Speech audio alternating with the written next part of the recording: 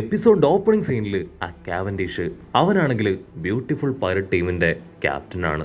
അവൻ എല്ലാവരോടും പറയും, നിങ്ങളാരും ഒരുപാട് കഷ്ടപ്പെടേണ്ട ആവശ്യമൊന്നുമില്ല, ആ ഡെവിൾ ഫ്രൂട്ട് അതെനിക്ക് മാത്രം അവകാശപ്പെട്ടതാണ്. എന്നെപ്പോലെ ഇത്രയും സൗന്ദര്യവും അഴകും ഉള്ളവർക്ക് മാത്രമേ അത്രയും സൗന്ദര്യവും പവറും ഉള്ള ആ ഒരു ഡെവിൾ ഫ്രൂട്ട് കരസ്ഥമാക്കാൻ പറ്റൂ. സോ അതിന് ഏറ്റവും അനുയോജ്യനും യോഗ്യനും ഞാനാണെന്ന് പറയും. ആ ബ്യൂട്ടിഫുൾ പൈലറ്റിനെ കണ്ട് ഇപ്പൊ ചുറ്റുമുണ്ടായിരുന്ന പെൺകുട്ടികൾ അവരും അങ്ങനെ മയങ്ങി നിൽക്കുകയാണ്. ഇവിടെ ഹീറോ ആണെങ്കിൽ അവന്റെ ഷോ ഓഫ് ഒന്നും മൈൻഡ് പോലും ചെയ്യാതെ ആ വെയിറ്റ് മെഷീനിൽ കയറി നിൽക്കും. ലൂഫിയുടെ വെയിറ്റ് കണ്ട് എല്ലാവരും വണ്ടടിക്കും. കാരണം അവന്റെ വെയിറ്റ് അത് ഓവർ വെയിറ്റ് ആയിരിക്കുകയാണ്. അവൻ ആവശ്യമില്ലാത്ത സാധനങ്ങളൊക്കെ ദേഹത്ത് വലിച്ചു കയറ്റിയതുകൊണ്ടാണ് ഇങ്ങനെ സംഭവിച്ചത്. അതിനാ സുന്ദരം പൈലറ്റ് അവൻ പറയും, നിന്നോട് ഞാൻ ഓൾറെഡി പറഞ്ഞില്ലേ നിന്റെ ഈ ഗെറ്റപ്പ് അത് ഭയങ്കര ബോറാണെന്ന്. മാത്രമല്ല ഇതൊന്നും വെച്ച് നിന്നെ കൊണ്ട് ഫൈറ്റ് ചെയ്യാനാവില്ല എന്ന് പറയും. അപ്പൊ പുറത്തുനിന്നാണെങ്കിൽ ജനങ്ങൾ ഉണ്ടാക്കുന്ന ആ കരഘോഷം അതങ്ങനെ അകത്തേക്ക് ഒഴുകിയെത്തും. അതിനാവും പറയും, നീ അത് കേട്ടോ, ആക്ച്വലി രക്തത്തിനു വേണ്ടിയും പരസ്പരം നമ്മളെപ്പോലുള്ള കോമ്പറ്റീറ്റേഴ്സ് തല്ലിച്ചാവുന്നത് കാണാനുമാണ് ജനങ്ങൾ ബഹളം വെക്കുന്നത്. അവരുടെ വെറുപ്പ്, പക, അസൂയ, കൊതി അതെല്ലാമാണ് ഇപ്പൊ പുറത്തേക്ക് വരുന്നതെന്ന് പറഞ്ഞ് അവനാണെങ്കിൽ അത് കേട്ട് ആസ്വദിക്കും. ഇവിടെ ലൂഫി ആണെങ്കിൽ അതൊന്നും ശ്രദ്ധിക്കാതെ വീണ്ടും വീണ്ടും നല്ല നല്ല സാധനങ്ങൾ ഉണ്ടോ എന്ന് ചെക്ക് ചെയ്യാണ്. അപ്പൊ കുറച്ചുപേർ അവന്റെ അടുത്തേക്ക് വന്ന്, സത്യത്തില് നീ ആരാണ് ചോദിക്കും. അതിന് ലൂഫി, ഞാനാണ് സാക്ഷാൽ സ്ട്രോ ഹാറ്റ് പൈലറ്റ് ലൂഫി. ചുറ്റുമുള്ളവരെല്ലാവരും ഇപ്പൊ ലൂഫി പറയുന്നത് കേട്ട് ഷോക്കാവും. അവന്റെ നെയിം ടാഗിലേക്ക് നോക്കും, അതിൽ ലൂസി എന്നായിരിക്കും ഉണ്ടാവുക. അവർ ചോദിക്കും, നിന്റെ പേര് ലൂസി എന്നല്ലേ, പിന്നെ നീ എന്തിനാ ലൂഫി ആണെന്ന് കള്ളം പറഞ്ഞേ? ഒരു ഗ്ലാഡിയേറ്ററിനെ തല്ലി താഴെയിട്ടൊന്ന് കരുതി നീ ഞങ്ങളെ മണ്ടന്മാരാക്കാൻ നോക്കാണോ ചോദിച്ച് ഒരുത്തനാണെങ്കിൽ ഒരു സ്റ്റീൽ എടുത്ത് അവന്റെ തലയ്ക്ക് അടിക്കും. പക്ഷെ ലൂഫി അതൊന്നും കാര്യമാക്കാതെ ആ സ്റ്റീൽ എടുത്ത് നോക്കും. വാവ്, ഇത് നന്നായിരിക്കുന്നു, ഇതും ഞാൻ എന്റെ കോസ്റ്റ്യൂമിൽ ആഡ് ചെയ്യാൻ പോവാണെന്ന് പറയും. ആ ചുന്ദരം പൈലറ്റ് ആണെങ്കിൽ ഇപ്പൊ ലൂഫിയെ നോക്കി ചിരിച്ച് ആ റോസാപ്പൂ അതെടുത്ത് ചവച്ചരച്ച് കഴിക്കുകയാണ്. ആക്ച്വലി എനിക്ക് ആ സ്ട്രോ ഹാറ്റ് ലൂഫിയെ ഒട്ടും ഇഷ്ടമല്ല. ലൂഫി കാര്യം എന്താണെന്ന് ചോദിക്കും. അതിനവൻ ഒരു ഫ്ലാഷ് ബാക്ക് പറയും. വർഷങ്ങൾക്ക് മുൻപ് എല്ലാവരും എന്നെക്കുറിച്ചാണ് പറഞ്ഞുകൊണ്ടിരുന്നത്. ന്യൂസ് പേപ്പറിലും ചാനൽസിനും എല്ലാം ഞാനായിരുന്നു പ്രധാന വാർത്ത. 250 മില്യൺ ബറീസ് എനിക്ക് ബൗണ്ടി ആയിട്ടുണ്ടായിരുന്നു. ഞാൻ ഭയങ്കര ചുന്ദരനായതുകൊണ്ട് തന്നെ പെൺകുട്ടികൾക്കും ആൺകുട്ടികൾക്കും എന്തിന് പിഞ്ചു കുഞ്ഞുങ്ങൾക്ക് പോലും എന്നെയായിരുന്നു ഏറെ ഇഷ്ടം. റോഡില്, പോസ്റ്റില്, ചുമരില്, എന്തിന് മൂത്രപ്പുരയിൽ പോലും എന്റെ ഫോട്ടോസ് ആയിരുന്നു. പക്ഷേ ആ വൈറ്റ് ബീഡിന്റെ വലിയ യുദ്ധം അതാണ് എല്ലാം തലകീഴായി മറിച്ചത്. അതിനുശേഷം ഈ സ്ട്രോ ഹാറ്റ് ലൂഫി അവന്റെ ന്യൂസുകൾ മാത്രമാണ് കൂടുതലായിട്ടും എല്ലാ മീഡിയാസിലും പുറത്തേക്ക് വരാൻ തുടങ്ങിയത്. എനിക്ക് കിട്ടിയ അറ്റൻഷൻ അതെല്ലാം തന്നെ അവന്റെ നേർക്ക് നീങ്ങി. ലൂഫിയെ പോലെ ഇനി പുതുതായിട്ട് വരുന്നവരെ എല്ലാവരെയും എനിക്ക് കൊന്നു തള്ളണം. അതിനുവേണ്ടിയാണ് ഈ മത്സരത്തിൽ പങ്കെടുക്കാൻ ഞാൻ ഇവിടേക്ക് വന്നത്. മത്സരത്തിൽ ജയിച്ച് ആ ഡെവിൾ ഫ്രൂട്ട് അത് കരസ്ഥമാക്കി ആ പവർ അത് അബ്സോർബ് ചെയ്ത് എനിക്ക് ലൂഫിയെ തല്ലിക്കൊല്ലണം. അതാണ് എന്റെ ലക്ഷ്യം എന്ന് പറഞ്ഞവൻ തിരിഞ്ഞു നോക്കും. നമ്മുടെ ലൂഫി ആണെങ്കിൽ അവൻ പറഞ്ഞൊന്നും മൈൻഡ് ചെയ്യാതെ ആ വെയിങ് മെഷീനിൽ പോയി അവന്റെ വെയിറ്റ് നോക്കിക്കൊണ്ടിരിക്കുകയാണ്. ഞാൻ പറയുന്ന ഒന്നും നീ കേൾക്കുന്നില്ലേ? നീയും എന്നെ ഇൻസൾട്ട് ചെയ്തു അല്ലേ?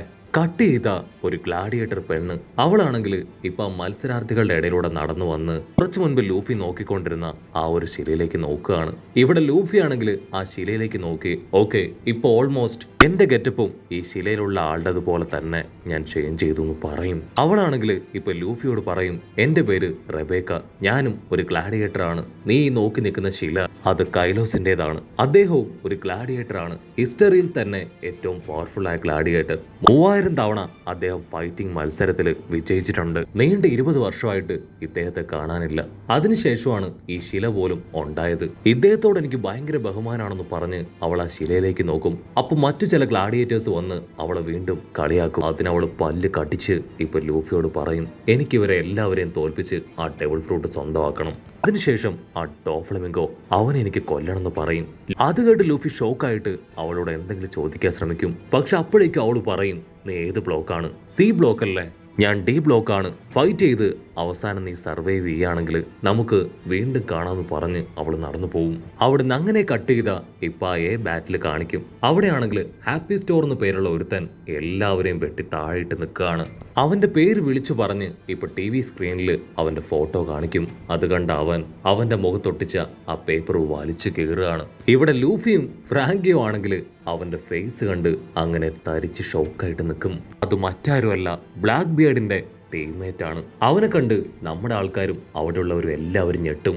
അവനവന്റെ കൈയൊക്കെ വെച്ച് നെഞ്ച താഞ്ഞടിച്ച് വമ്മ പോസിട്ട് നിൽക്കുകയാണ്. അപ്പൊ ലോങ് ഷോട്ടിലായിട്ട് ഒരു ചുവന്ന തൊപ്പിക്കാരൻ അവനാണെങ്കിൽ അവിടെ നടക്കുന്ന കാര്യങ്ങളെല്ലാം ശ്രദ്ധിച്ച് മാറി നിൽക്കും. ഇവിടെ ഫ്രാങ്കി ആണെങ്കിൽ ചാടി എഴുന്നേറ്റ് എനിക്ക് എത്രയും പെട്ടെന്ന് ആ സ്മൈൽ ഫാക്ടറി കണ്ടെത്തണം, എന്നെ കൊണ്ട് അത് തകർക്കാൻ പറ്റുമെന്ന് പറഞ്ഞ് അവനിപ്പോ പുറത്തേക്ക് നടന്നു നീങ്ങും. അത് കണ്ട ആ ടോയ് അവനിപ്പോ ഫ്രാങ്കിയുടെ കാല് പിടിച്ച് വലിക്കും. എനിക്ക് ചില കാര്യങ്ങൾ നിന്നോട് ചോദിക്കാനുണ്ട്, അതിന് മറുപടി പറഞ്ഞിട്ട് മാത്രം നീ ഇവിടുന്ന് പോയാൽ മതി എന്ന് പറയും.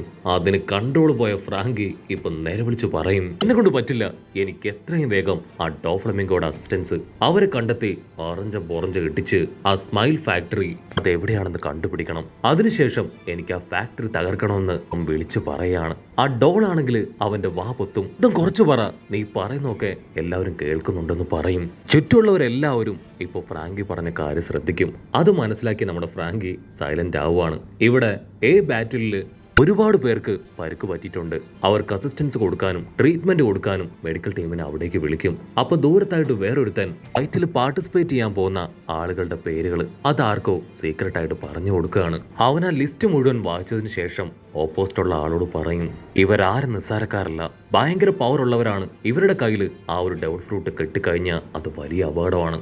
സോ എത്രയും വേഗം നമ്മൾ എന്തെങ്കിലും ചെയ്യണം. അപ്പോൾ അവിടുന്ന് അങ്ങനെ സൂം ഔട്ട് ചെയ്ത ഓപ്പോസിറ്റ് ഉള്ളത് മറ്റാരുമല്ല, നമ്മൾ നേരത്തെ കണ്ട ആ ചോപ്പൻ തൊപ്പിക്കാരനാണ്. അപ്പോൾ വേറൊരു സ്റ്റാഫ് ഓഫീസർ ആളാണെങ്കിൽ ആ ചോപ്പൻ തൊപ്പിക്കാരൻ പറയുന്ന കാര്യങ്ങളെല്ലാം കേട്ട് അവന്റെ അടുത്തേക്ക് വരും. സത്യം പറയും, നീ ആരാ? എന്റെ പേരടക്കം മത്സരിക്കുന്ന ഒരുപാട് പേരുടെ പേര് നീ ട്രാൻസ്പോർട്ടേഴ്സ് നെയിലൂടെ പറയുന്നത് ഞാൻ കേട്ടു. എന്താ നിന്റെ ഉദ്ദേശം? സത്യം പറയും, നീ ആരാ? നിനക്ക് എന്താ വേണ്ടേ ചോദിക്കും. അതിനാ ചോപ്പ് തൊപ്പിക്കാരൻ അവനാണെങ്കിൽ ഇപ്പൊ അവനെ പിടിച്ചു വലിച്ച് അവന്റെ വാ പൊത്തിപ്പിടിക്കും. സ്നെയിലിന്റെ ഓപ്പോസിറ്റ് ഉള്ളവൻ ഇപ്പൊ ചോപ്പനോട് ചോദിക്കും, എന്തു പറ്റി, അവിടെ എന്തെങ്കിലും കുഴപ്പമുണ്ടോ? അതിന് ചോപ്പൻ, കുഴപ്പമൊന്നുമില്ല, എനിക്കൊരു കോഴിയെ ഇറക്കാനുണ്ടെന്ന് പറയും. അവനെ പിടികിട്ടും ഈ ചോപ്പൻ അവനൊരു നേവി സോൾജിയർ ആണെന്ന്. വലിയ വലിയ ഗാങ്സ്റ്റേഴ്സ് ഒക്കെ അവിടേക്ക് എത്തിയിട്ടുണ്ട്. അവരെ പിടിക്കാനാണ് ഈ ചോപ്പൻ ഇവിടേക്ക് വന്നതെന്ന്. അവനാണെങ്കിൽ ചോപ്പന്റെ കൈ തട്ടിമാറ്റി ഓടും. ഉടനെ ചോപ്പൻ അവനെ പിടിച്ചു വലിച്ച് ഒരു കത്തി എടുത്ത് അവനെ വെട്ടി താഴെയിടും. മറ്റൊരു ഭാഗത്ത് കണ്ണു കാണാത്ത ആളാണെങ്കിൽ ആളുടെ അസിസ്റ്റന്റിനോട് പറയും, നമുക്കിനിയും ഇവിടെ ഇരിക്കേണ്ട ആവശ്യമില്ല, കാരണം എനിക്കറിയാവുന്ന ഒരുപാട് പേര് ഇവിടെ ഉണ്ട്. ഇനി നടക്കാൻ പോകുന്ന കാര്യങ്ങൾ എനിക്കറിയാം, അത് കേൾക്കാനും അറിയാനും എനിക്ക് താല്പര്യമില്ലെന്ന് പറഞ്ഞ് പുറത്തേക്ക് പോകും. അസിസ്റ്റന്റ് ആണെങ്കിൽ ആളോട് ചോദിക്കും, അങ്ങേക്ക് വേണമെങ്കിൽ ഈ കോട്ട് ഇത് ധരിച്ചൂടെ? അപ്പൊ തൊട്ടു മുൻപിലായിട്ടൊരു കുഞ്ഞിന്റെ ബലൂൺ അത് മുകളിലേക്ക് പറന്നു പോകുന്ന കണ്ട ആ ബ്ലൈൻഡ് മാൻ ആളാണെങ്കിൽ ആ ബലൂൺ കറക്റ്റായിട്ട് പിടിച്ച് അവളുടെ കയ്യിൽ കൊടുക്കും. അസിസ്റ്റന്റ് ആളുടെ കോട്ട് എടുത്ത് ആളുടെ ബോഡിയിൽ ഇടുമ്പോഴായിരിക്കും അത് മറ്റാരുമല്ല, സാക്ഷാൽ ഒരു നേവി അഡ്മിറൽ ആണെന്ന് എല്ലാവർക്കും മനസ്സിലാവുക. ആളാണെങ്കിൽ അസിസ്റ്റന്റിനോട് പറയും, നമുക്ക് എത്രയും വേഗം ഗ്രീൻ പിറ്റിലേക്ക് പോകണം, അതിനു മുൻപ് 3 നേവി കപ്പൽ വേണം. ഇവിടെയുള്ള ആളുകളെ മുഴുവൻ അടിച്ചു തൂത്ത് കൊണ്ടുപോകണമെങ്കിൽ അത്രയും കപ്പൽ ആവശ്യമാണ്. അതുപോലെ തന്നെ ഒരുപാട് മെഡിക്കൽ ഫെസിലിറ്റിയും കാഷ്വാലിറ്റി ഒക്കെ ആവശ്യമാണ്.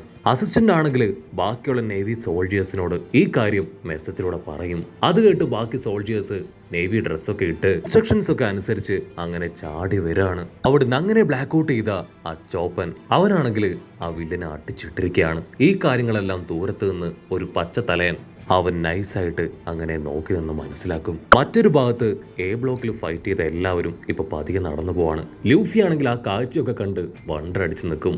അപ്പൊ നൈസായിട്ട് ബെലമി അവൻ ലൂഫിയുടെ തോളിൽ തട്ടിയിട്ട് പറയും, നീ എന്തൊക്കെ ഗെറ്റപ്പിൽ വന്നാലും എനിക്ക് നിന്നെ നന്നായിട്ട് മനസ്സിലാവും. ഉടനെ ലൂഫി അവനാണെങ്കിൽ ബെലമിയെ കണ്ട് ഷോക്കായിട്ട് നിൽക്കും. അങ്ങനെ അവിടെ വെച്ച് ഈ ഒരു എപ്പിസോഡും അവസാനിക്കുന്നു.